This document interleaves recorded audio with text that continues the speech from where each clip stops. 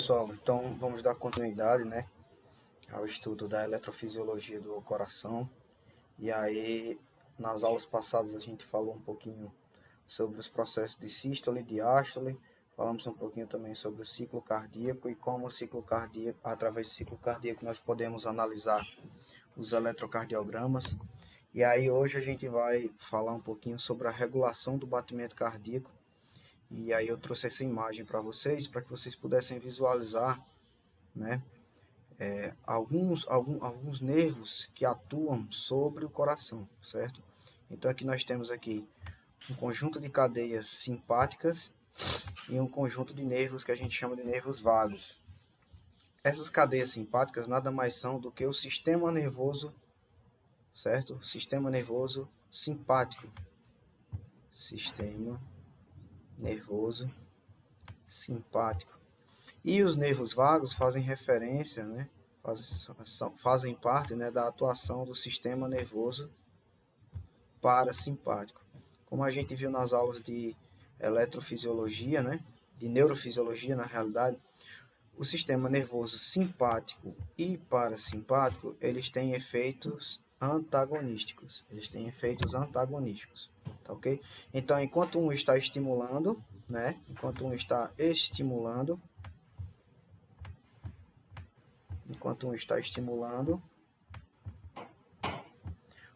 está inibindo.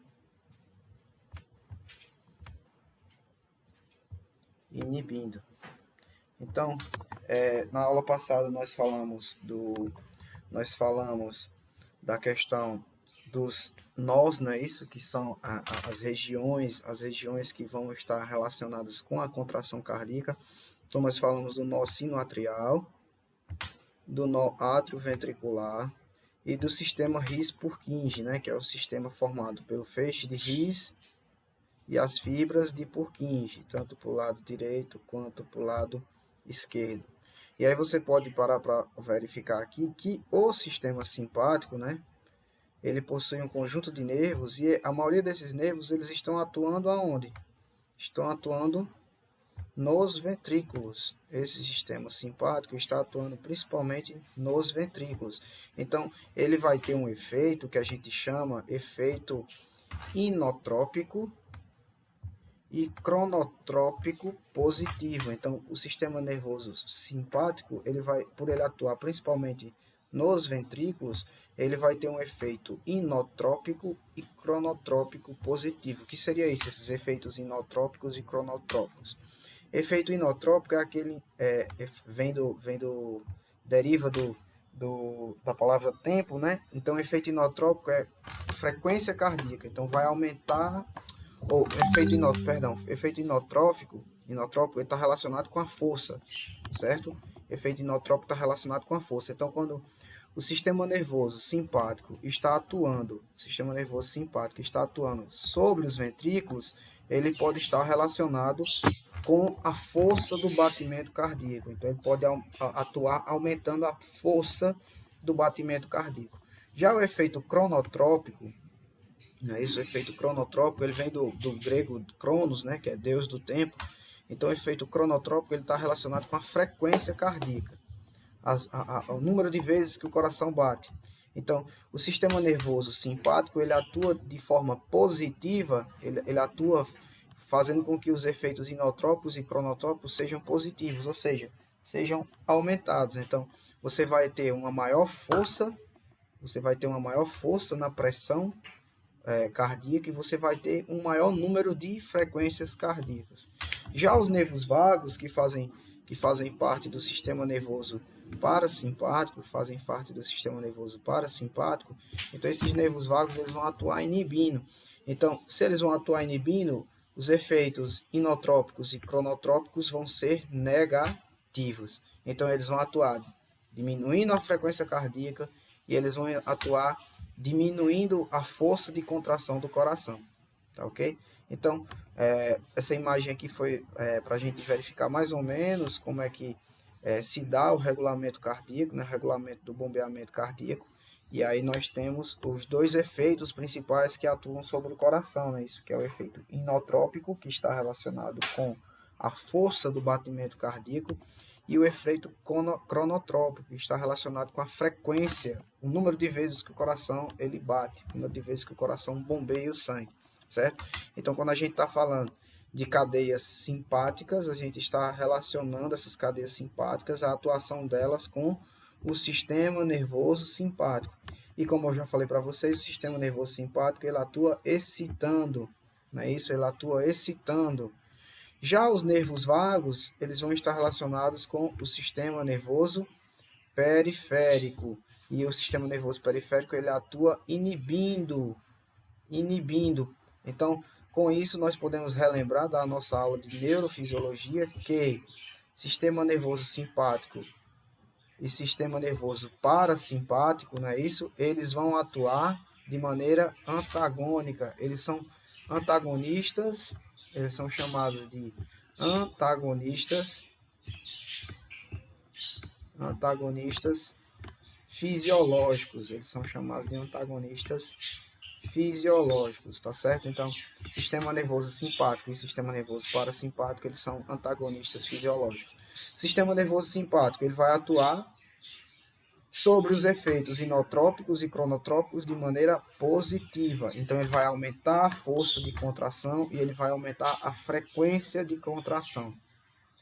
Já o sistema nervoso parasimpático, ele vai atuar sobre os efeitos inotrópicos e cronotrópicos de maneira negativa. Então, ele vai diminuir a força de contração e ele vai diminuir a frequência de contração.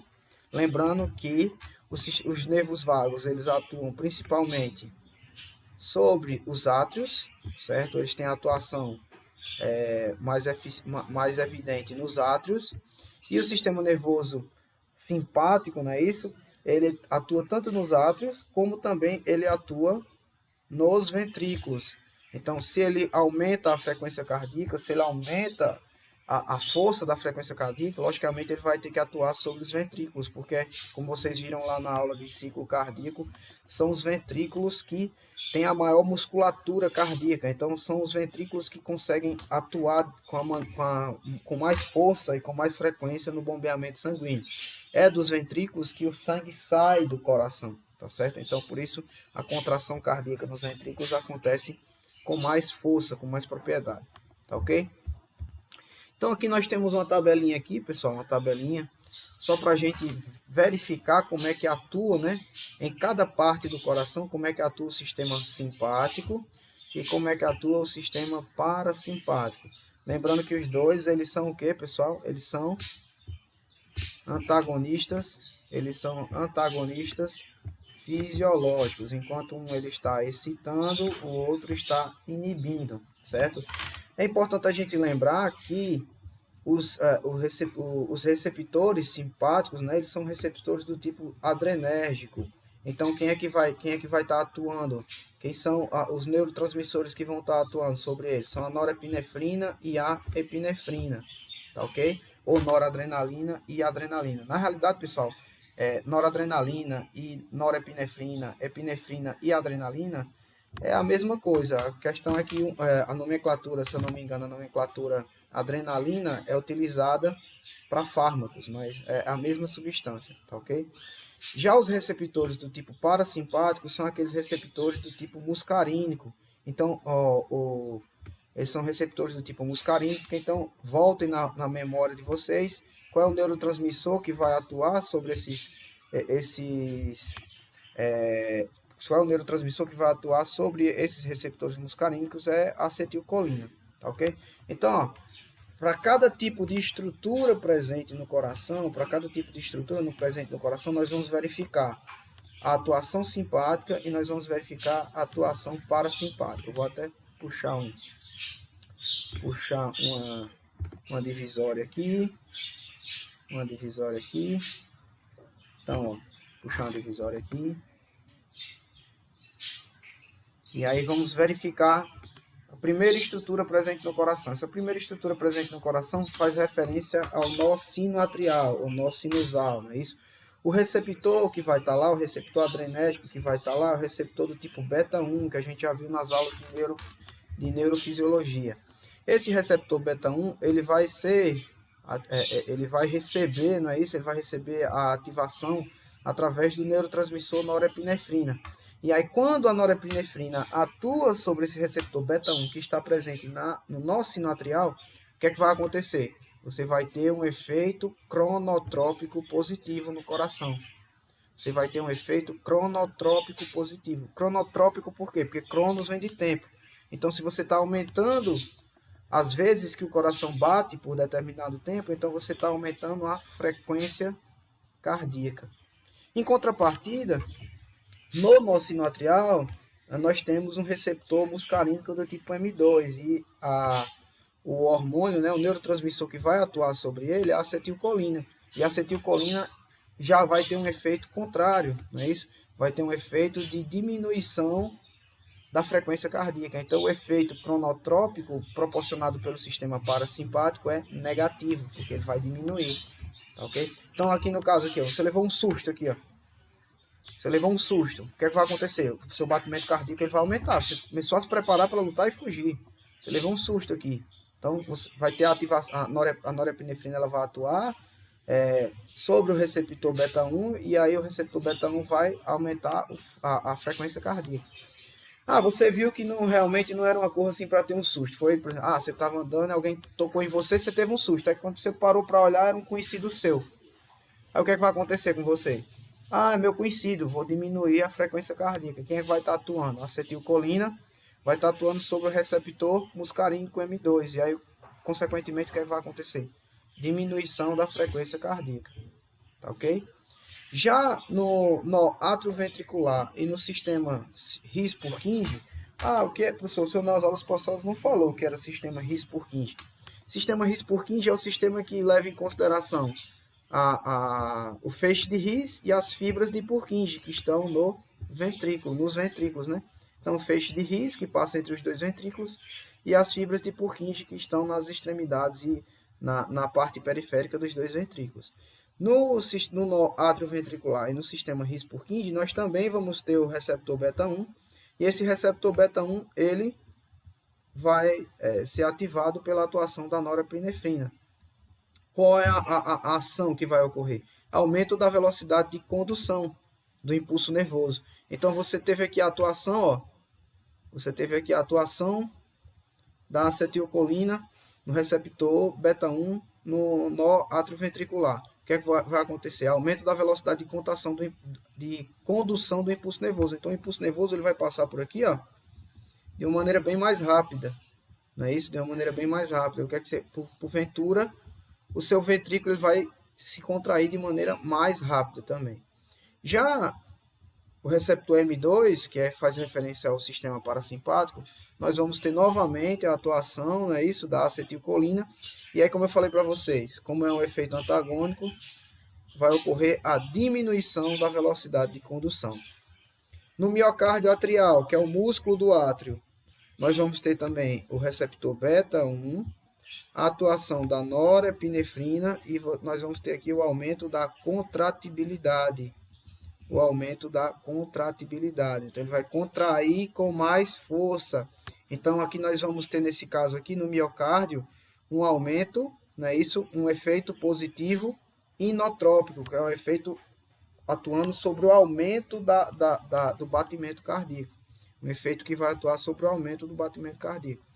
Em contrapartida, nós vamos ter o receptor M2 com a atuação da acetilcolina e nós vamos ter a atuação da diminuição da contratibilidade. A diminuição da contração da contratibilidade. Tá certo? Aqui no miocárdio ventricular, no músculo cardíaco do ventrículo, também nós vamos ter o receptor beta-1, atuação da norepinefrina e aumento da contratibilidade. Então, aqui nesse primeiro exemplo, você tem um aumento da pressão, né? Você tem um aumento da força de contração nos átrios, né? Nos átrios, que são as duas câmaras superiores. Já nesse outro aqui, você vai ter o aumento de contração nos ventrículos. Uma questão importante aqui, pessoal, que a gente tem que verificar é que, nós não vamos ter receptores muscarínicos nos ventrículos. Nós não vamos ter receptores muscarínicos no ventrículo. O que vai levar a gente entender melhor, não é isso? Essa imagem aqui, ó, que a gente tem. A gente vai conseguir entender melhor essa imagem. Por quê? Porque os nervos vagos, se vocês pararem para perceber, eles estão atuando aonde? Nos átrios. Eles estão atuando nos átrios mais longe possível no nó atrioventricular, que ele vai diminuir, né, a frequência de condução, ele vai diminuir a frequência de condução. Mas você pode perceber que os nervos vagos eles não atuam diretamente nos ventrículos. Quem é que apenas vai atuar nos ventrículos? As cadeias sinápticas, que fazem referência ao sistema nervoso simpático, tá certo? Os nervos vagos, o sistema nervoso parasimpático, ele não atua diretamente sobre os ventrículos. Então, logicamente, nós não vamos verificar nenhum receptor no miocárdio ventricular, na musculatura ventricular. Nós não vamos verificar isso, tá ok? Por último, pessoal, nós temos a musculatura lisa vascular, né? Musculatura lisa vascular. Então, nós vamos ter aqui, ó, receptores beta 1 e receptores beta 2. Então, essa vai ser quem é que vai atuar sobre o receptor beta 2 é a norepinefrina e o receptor beta 1 é a epinefrina. É a epinefrina. Deixa eu pegar um pincel mais então, ó, aqui, ó, pegar um pincel mais fino, tá ok?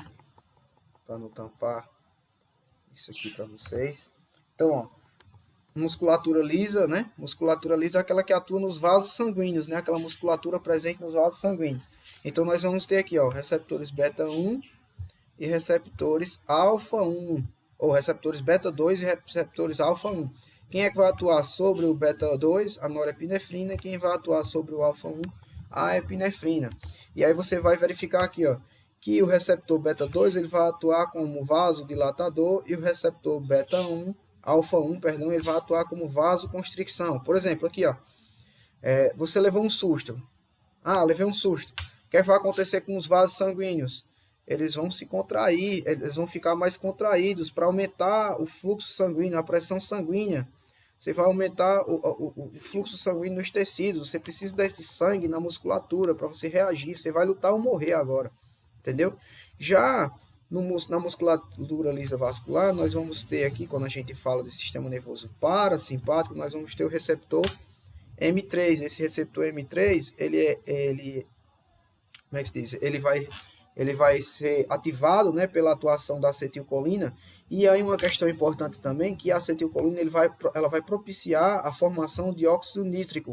Então, tanto a acetilcolina ela vai atuar como um vasodilatador, relaxando, não é isso? Relaxando os vasos sanguíneos, né? Relaxando a constricção dos vasos sanguíneos, como também ela vai atuar na fabricação, não é isso? Na fabricação desse óxido nítrico, que ele também tem propriedade vasodilatadora. Então vocês vão perceber aqui, pessoal, vou até apagar, vou até fazer uma limpa aqui nessas imagens, né? Vocês vão perceber aqui que o sistema nervoso simpático e parasimpático, eles atuam como antagonistas fisiológicos, vão atuar como antagonistas fisiológicos, certo? Atuando como antagonistas fisiológicos. O que excita, a atividade excitada por um vai ser inibida pelo outro. Então, no nó sinoatrial, você vai ter aumento da frequência cardíaca, consequentemente, sistema parasimpático, diminuição da frequência cardíaca. No nó atrioventricular e no sistema His-Purkinje, você vai ter aumento da velocidade de condução. Contrapartida, sistema parasimpático, diminuição da velocidade de condução. No miocárdio atrial, aumento da contratibilidade. Então, você vai ter um efeito inotrópico positivo. Já com a atuação da acetilcolina no M2, você vai ter uma diminuição da contratibilidade, um efeito inotrópico negativo. E aqui uma característica importante é que nós não vamos ter nenhum receptor presente, nenhum receptor parasimpático presente na musculatura ventricular, na musculatura dos ventrículos. Nós não vamos ter nenhuma atuando na musculatura dos ventrículos. Consequentemente, você vai ter um aumento da contratibilidade, não é isso? Um aumento da contratibilidade da musculatura ventricular através do sistema simpático. Em contrapartida, não é isso? Isso não vai ocorrer no sistema parasimpático. Você não vai ter um efeito antagônico no sistema parasimpático. Quando a gente fala de musculatura lisa, nós estamos falando dos vasos sanguíneos, não é isso? Então, você vai ter atuações de vasodilatação e vasoconstricção, e no sistema parasimpático apenas atuações de vasodilatação, com a atuação da acetilcolina e a criação do óxido nítrico, não é isso? Como é que diz? A questão do derramamento, né?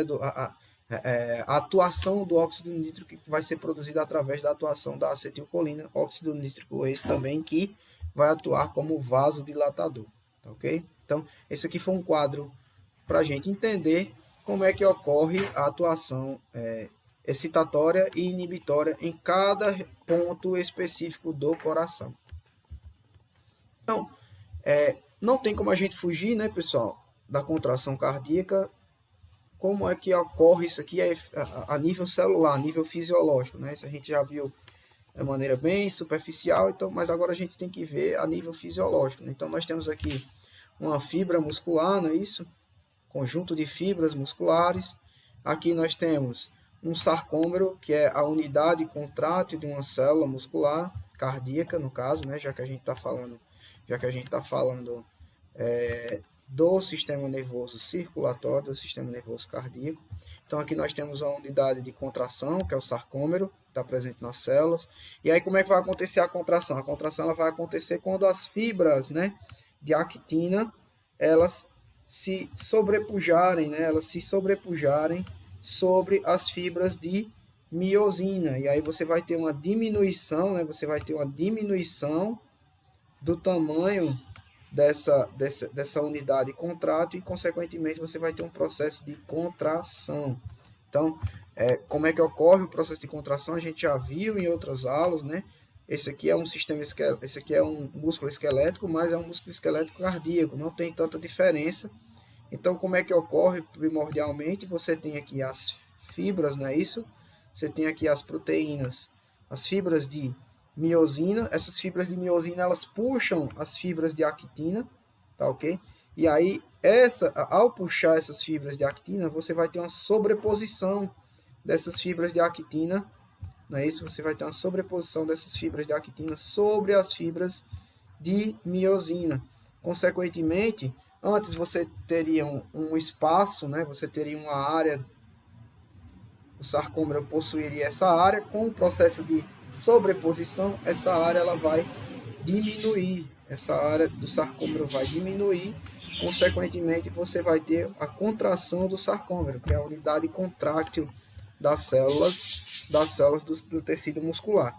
Aqui só para a gente verificar, esses conjuntos de fibras, né, possuem aquela tubulação que a gente chama de túbulos T. Esses túbulos T são responsáveis pela entrada de cálcio para dentro das fibras musculares.